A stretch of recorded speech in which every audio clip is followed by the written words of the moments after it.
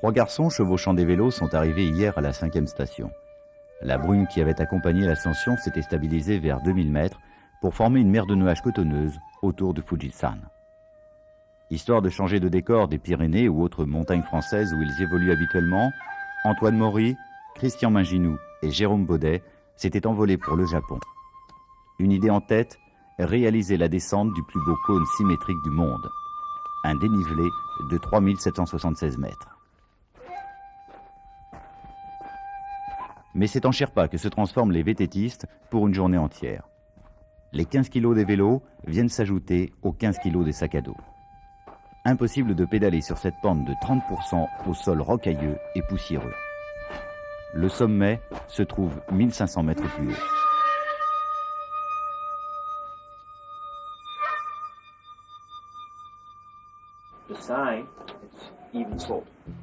Avant de quitter le sud-ouest de la France, les trois copains avaient rencontré Peter, un géologue canadien qui revenait de la région de Fuji. Le scientifique les avait mis en garde sur les difficultés d'une telle expédition. La pente abrupte et la lave très corrosive risquent de rendre impossible l'ascension par endroits. Toutefois, Peter conseille de rallier Fujinomiya en train pour emprunter la voie est, la moins abrupte, et rejoindre le chemin de pèlerinage vers 3000 mètres. Après, ce sera l'inconnu. Seulement, il faudra porter les vélos sur des kilomètres.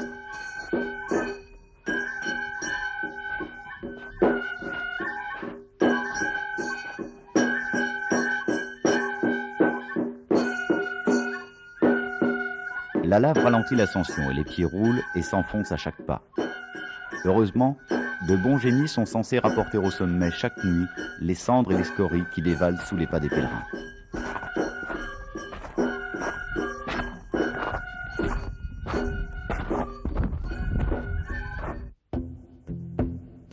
L'expédition avait démarré 2 jours plus tôt sur les premières pentes du volcan. Traversant d'abord la zone industrielle qui borde le Pacifique, puis les champs de culture, les trois garçons s'étaient enfoncés dans la végétation luxuriante du parc national de Hakone.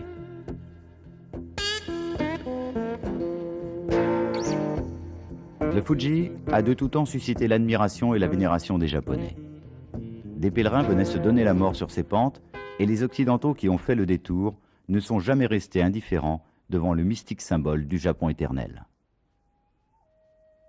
La dernière éruption date de 1707. Elle recouvrait de ses cendres l'actuel Tokyo, situé à 150 km de là. Depuis, le volcan a cessé de fumer. Selon la légende, le Fuji a surgi d'un seul jet jusqu'à ses 3776 mètres actuels, tandis que se creusait le lac Biwa.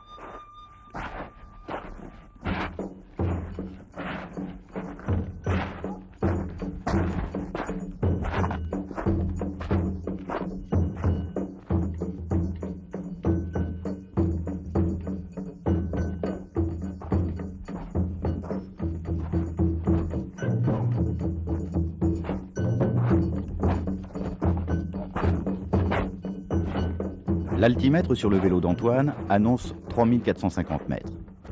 Il reste 300 mètres pour atteindre la crête qui se dessine maintenant à l'horizon.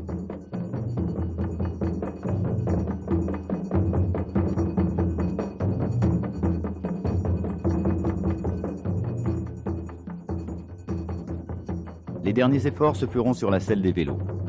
Après 11 heures de marche, ils atteignent le sentier qui fait le tour du cratère.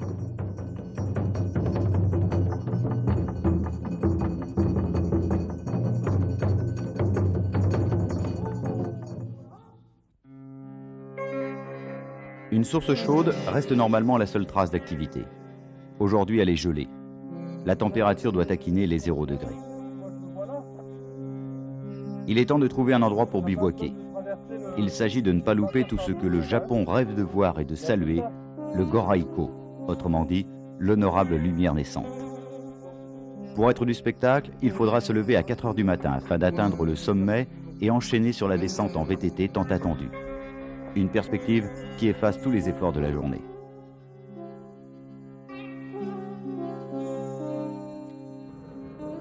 Mais le sort en décidera autrement, et les dieux auxquels appartient le volcan se fâchent pour de bon. Vers 1 heure du matin, le typhon qui s'abat oblige à opérer un repli stratégique. Les vélos sont abandonnés et il faut redescendre à pied à tout prix. le vent de plus de 150 km/h et la visibilité réduite rendent trop dangereuse la descente en vélo. L'objectif n'est pas atteint. Le sommet n'est qu'à quelques centaines de mètres.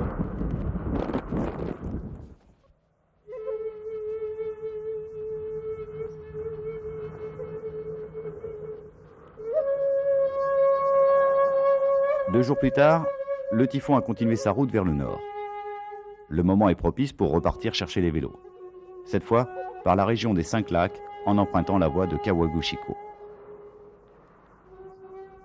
Pour les pèlerins, gravir une fois est l'apanage du sage.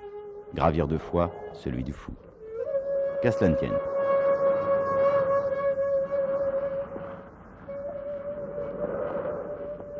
Il faudra 7 heures de marche pour retrouver les vélos sous un toit de stalactite. L'altimètre du compteur a explosé. Il indique 13 000 mètres.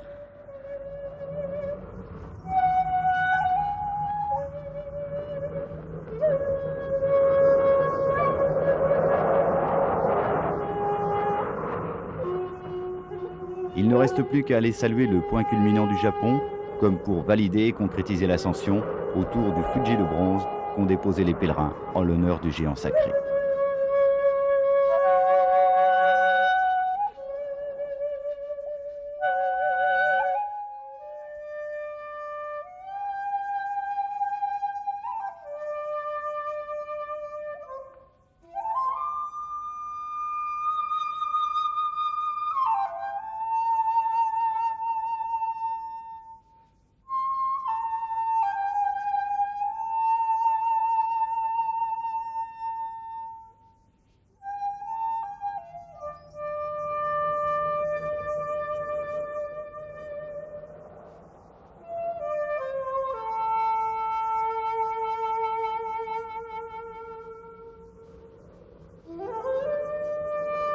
Après tant d'efforts, la descente est entamée religieusement, d'autant plus que la brume s'est levée et a plongé la montagne dans un silence monacal. Les 3 vététistes ne demandent qu'à en épouser les formes voluptueuses et se fondre dans le magique de l'endroit.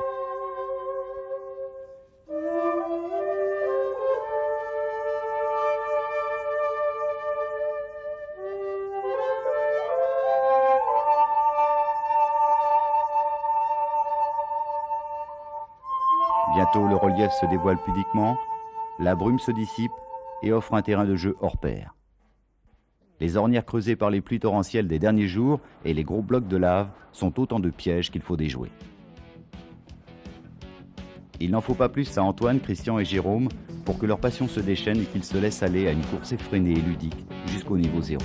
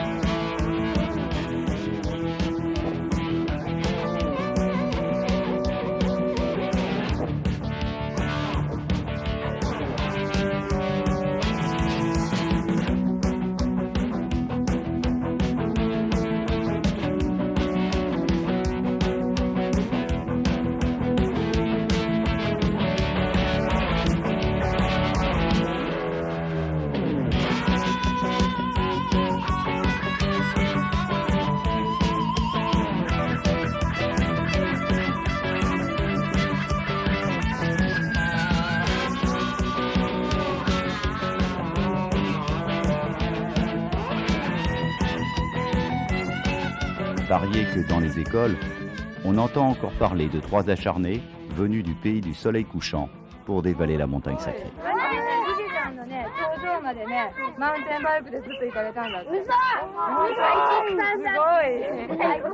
Sayonara, sayonara.